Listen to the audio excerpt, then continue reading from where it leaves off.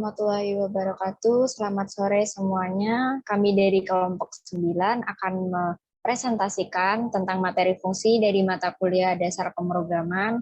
Pertama-tama kita akan memperkenalkan diri terlebih dahulu. Saya sendiri Wanda Faiza Najira dengan NIM 53114220052. Saya Bisena Aryo Wibowo dengan NIM 53114220051. Saya Fikri Sabta Putranda dengan NIM 53114222060.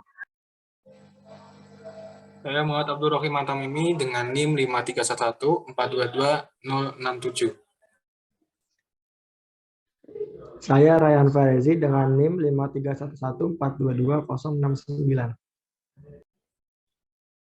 Oke, di presentasi kali ini kami bakal membawakan 6 subbab materi. Yang pertama tentang definisi fungsi, yang kedua kapan fungsi itu digunakan, yang ketiga cara mendeklarasikan fungsi dan contohnya, yang keempat fungsi rekursi dan contohnya, yang kelima fungsi parameter dan contohnya, yang keenam fungsi overloading dan contohnya.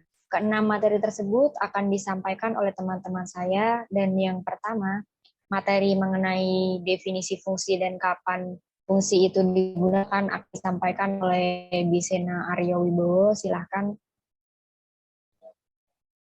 Baik, terima kasih Mbak Wanda. Untuk yang pertama, definisi fungsi. Definisi fungsi yaitu suatu blok program yang berisi sekumpulan pernyataan dengan tujuan menjalankan suatu proses tertentu, di mana blok tersebut hanya dieksekusi jika dilakukan pemanggilan. Dengan kata lain, suatu fungsi tidak akan dieksekusi jika tidak ada pemanggilan. Yang kedua, kapan fungsi tersebut digunakan? Fungsi digunakan agar pemrogram dapat menghindari penulisan bagian program atau kode berulang-ulang. Dapat menyusun kode program agar terlihat lebih rapi dan kemudahan dalam debugging program. Ketiga, parameter adalah nama-nama pengubah yang dideklarasikan pada bagian header fungsi. Dan pemrogram dapat membuat fungsi yang didefinisikan sendiri olehnya.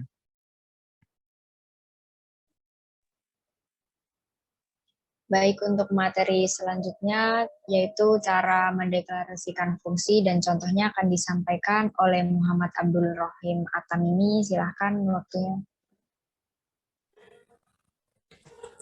Baik, terima kasih atas waktunya. Di sini saya akan menjelaskan tentang cara mendeklarasikan fungsi dan contohnya.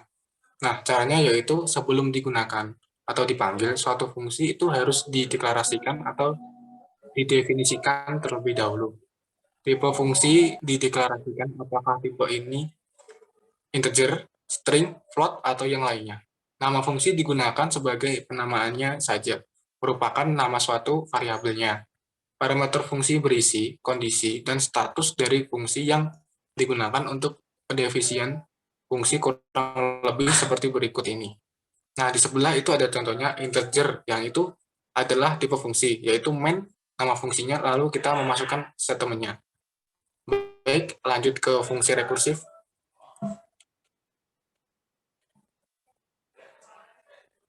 Fungsi rekursif adalah fungsi yang dapat memanggil diri secara berulang-ulang.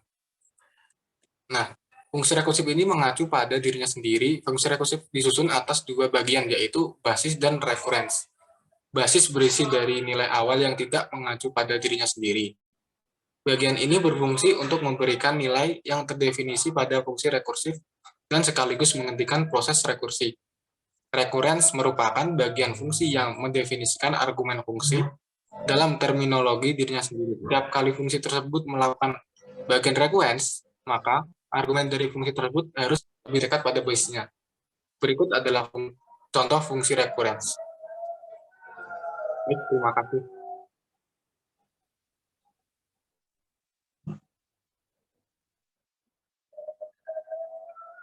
Baik, terima kasih atas materi tentang fungsi rekursif yang diberikan. Selanjutnya, materi tentang fungsi parameter dan contohnya akan disampaikan oleh Rayhan Farezi. Silahkan.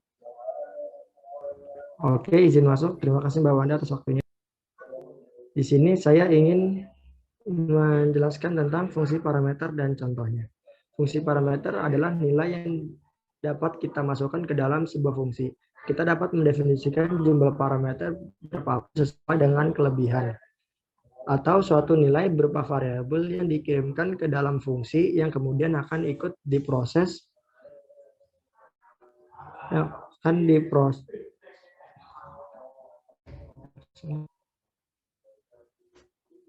maaf ada kendala, dan dikirimkan dalam fungsi yang kemudian akan ikut diproses di dalam badan fungsi dengan menggunakan parameter. Suatu fungsi dapat memberikan hasil yang dinamis atau berubah-ubah setiap fungsi tersebut dipanggil. Parameter sendiri memiliki dua macam, yaitu parameter aktual dan parameter formal. Parameter aktual yaitu parameter yang dipakai dalam pemanggilan fungsi. Dan kedua, parameter formal, yaitu parameter yang ada pada daftar parameter dalam definisi fungsi. Berikut perbedaannya. Parameter formal terdapat float jumlah dan penggunaan integer. Lanjut ke contohnya, contoh parameter. Nah, di sini terlihat pada penggunaannya ada void say hi pelanggan. Nah, sebelah kanannya ada hasil outputnya, yaitu bertuliskan selamat datang. Terima kasih dari saya. Oke, terima kasih atas materinya, Mas Raihan. Yang terakhir adalah materi tentang fungsi overloading, akan disampaikan oleh Fikri Sapta. Silahkan. Baik, izin menyampaikan. Saya akan menyampaikan fungsi overloading dan contohnya. Fungsi overloading berfungsi untuk membuat fleksibilitas saat penggunaan fungsi. Fungsi dengan nama yang sama tapi dibedakan dari jumlah dan tipe data parameter.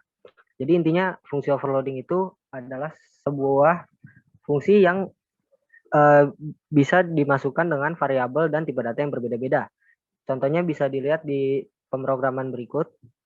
Terlihat di situ ada 3 fungsi, dua di antaranya adalah fungsi integer tambah. Pada fungsi main, baris ke-19 dan baris ke-20 menggunakan fungsi integer tambah. Dengan baris ke-19 memasukkan variabel 1 dan 4, dan baris ke-20 menggunakan variabel 8, 7, dan 6. Karena fungsi di atas menyebutkan bahwa variabel 1, 2, dan 3 akan ditambah, maka output yang akan dihasilkan adalah 5 dan 21. Pada baris ke-21, fungsi main yang diinput adalah 6, tulisan 6 dan 7. Karena pada fungsi string pada baris ke-13 menginput bahwa variabel 1 akan ditambahkan tulisan tambah dan ditambah variabel 2. Maka akan menghasilkan output 6 tambah 7 dalam bentuk tulisan. Itu saja. Terima kasih. Saya kembalikan ke moderator. Oke, terima kasih atas materi yang disampaikan semuanya dari Bisena, Muhammad Abdul Rohim, Raihan, dan juga Fikri. Terima kasih. Jika ada pertanyaan, kami bisa tampung untuk 3 pertanyaan saja dan akan dijawab di minggu depan setelah kita mengumpulkan jawabannya. Baik, untuk presentasi kali ini kita cukupi terlebih dahulu. Jika ada kesalahan atau kurangnya kami mohon maaf yang sebesar-besarnya, dan terima kasih atas waktu yang diberi karena telah mendengarkan materi yang kami sampaikan. Sekian dari kami. Wassalamualaikum warahmatullahi wabarakatuh.